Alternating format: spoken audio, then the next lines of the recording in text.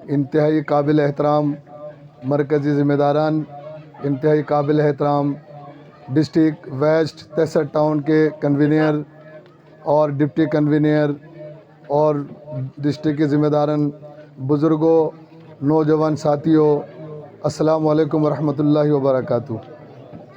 Programme का इस वक्त बहुत ज़्यादा लेट हो चुका है। मैं चाहता हूं कि मैं बात करूं, लेकिन हमारे चीफ़ ऑर्गेनाइज़र जनाब मुफ्ती मोहिउद्दीन साहब ने बड़ी तवील गुफ्तगू की है और उन्होंने अपना एजेंडा आप लोगों के सामने रखा है।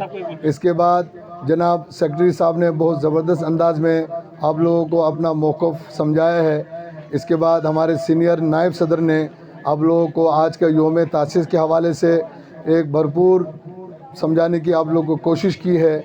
और इसके बाद मैं सिर्फ़ आप लोगों से दुआ सलाम के लिए खड़ा हुआ हूँ। आज चूँकि योम तासीस का प्रोग्राम है और योम तासीस का मतलब ये है कि हमने पिछले 8 सालों में क्या काम किया है और क्या काम खोया है और हमने आगे क्या करना है।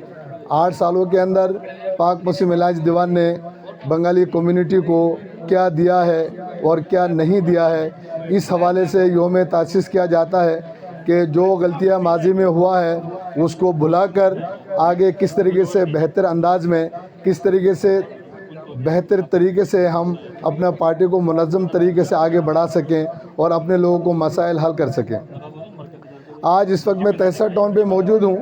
मैं सिर्फ आज के जो हालात है इस हालात पे बात करूँगा। मैं आप लोगों से मुखातिब हूँ। आप लोग मेरी बात सुन रहे हैं? आप लोगों से मुखातिब हूँ। आप लोग सुन रहे हैं मेरी बात?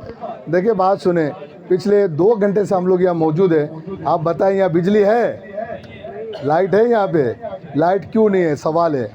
लाइट इसलिए नहीं है कि जो लोग रहते हैं जिनकी पार्टी है उनको हमने वोट नहीं दिया, जो लोग नहीं रहते हैं उनको हमने वोट दिया है। समझ आ रहा है आपको? नहीं आ रहा है कि पाक मुस्लिम इलाज दीवान क्योंकि इस 63 टाउन में पिछले 8-9 साल से काम कर रहा है, लेकिन जब हमने अपने बंदे इलेक्शन में खड़ा किया तो हमारे बंदे जीते यहाँ से। आप लोग बताएं, जीते हैं? हमारे बंदे हार गए। तो जब हम हारे हैं, यहाँ 70-80% लोग बंगाली रहते हैं। 80% बंगाली होने के बावजूद पाक मुस्लिम इलाज दीवान यहाँ से नहीं जीते। और आज हम यहाँ अंधेरे में खड़े हुए और हम शिकवा कर रहे हैं कि लाइट नहीं है। जब आपका चेयरमैन नहीं है, जब आपका काउंसलर नहीं है, जब आपका MP नहीं है, MNA नहीं है, तो आपके पास लाइट कहाँ से होंगे? बात मैं सही कह रहा हूँ, गलत कह रहा हूँ?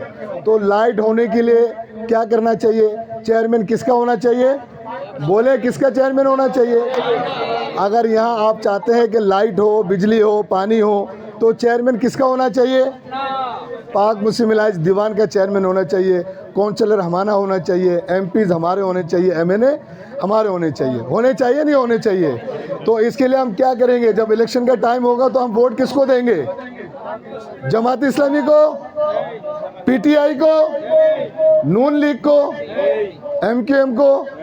किसको वोट देंगे? किसको वोट देंगे? मुझे आप एक बात बताएं, इस 63 टाउन के अंदर हमारे 30,000 लोग रहते हैं। कितने लोग? जिसमें 12 से 13,000 वोट रजिस्टर्ड है। कितना वोट रजिस्टर्ड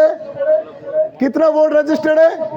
13,000 वोट रजिस्टर्ड है। मैं कहता हूं कि 13,000 बंगाली अगर पाक मुस्लिम इलाज दीवान को, चाहे वो बल्दियत इलेक्शन हो, चाहे वो जनरल इलेक्शन हो, अगर वो वोट देंगे, क्या हमारा चेयरमैन नहीं आ सकता है? तो हमारे चेयरमैन नहीं आ सकते, काउंसलर नहीं आ सकते, MP नहीं आ सकते, MNA नहीं आ सकते? गलती हमारी है। किसकी है? हम अपना लोगों को सेलेक्ट नहीं कर रहे हैं। पाक मुस्लिम इलाज दीवान आने के बाद से पिछले 8-9 साल से मैदान अमल में आप लोग हल्फ उठा के बोले कि पाक मुस्लिम इलाज दीवान आने के बाद आप लोगों को फ़ायदा हुआ या नुकसान हुआ है? बोले, फ़ायदा हुआ या नुकसान हुआ? बच्चू अब्दुल कादिर दीवान पे आप लोग का एतमाद है? क्या हमारा चेयरमैन साहब किसी करप्शन में मुलव्वस है? उनकी काबीना कोई करप्शन में मुलव्वस है? तो आपके लिए कोई फरिश्ता नीचे उतरेगा ज़मीन पे कि कोई फरिश्ता आएंगे तो उसको वोट करेंगे, वो हमारा मसला हल करेगा? तो वोट किसको करेंगे आप? मैं आप लोगों से पूछता हूँ किसको वोट करेंगे? हाँ हाँ, मैं जानता हूँ हमारे साथ मसाइल भी होंगे, हमारे पास CNS भी नहीं होगा, नारे के मसले भी होंगे, पुलिस का मसला भी होगा। इसके बावजूद पाक मुस्लिम इलाज दीवान इस वक्त मैदान में मौजूद है या नहीं है? किस मरहले पे हमने आपको छोड़ा? आप लोग बताएं, कौन सा ऐसा मरहल है जो पाक मुस्लिम इलाज दीवान आप लोगों के साथ खड़े नहीं हुए? बोले आप लोग वादा करें, खड़े हुए नहीं हुए? तो आने वाले इलेक्शन पे आप लोग क्या करेंगे? मैं आप लोगों से पूछता हूँ, वोट किसको करेंगे? बच्चों, अब्दुल कादिर दीवान अगर किसी खंबे को खड़ा कर दे तो वोट आपने किसको देना है? उसी खंबे को वोट देना है कि ये दीवान साहब ने सेलेक्ट किया है, इसके बाद वोट हम दीवान साहब को ही देंगे और किसी को नहीं देंगे। 13,000 वोट 63 टाउन से अगर बंगालियों को मिलता है, बंगाली नुमाइंदों को मिलता है, तो यह चेयरमैन MP MN आने में कोई मुश्किल होगा?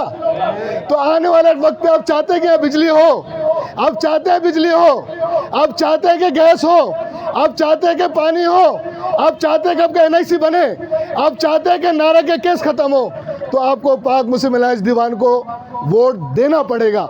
आप वोट अभी दें, 10 साल बाद दें, 20 साल बाद दें, 50 साल बाद दें, आपके मसला आपके कौम के कोई नुमाइंदा हल करेंगे।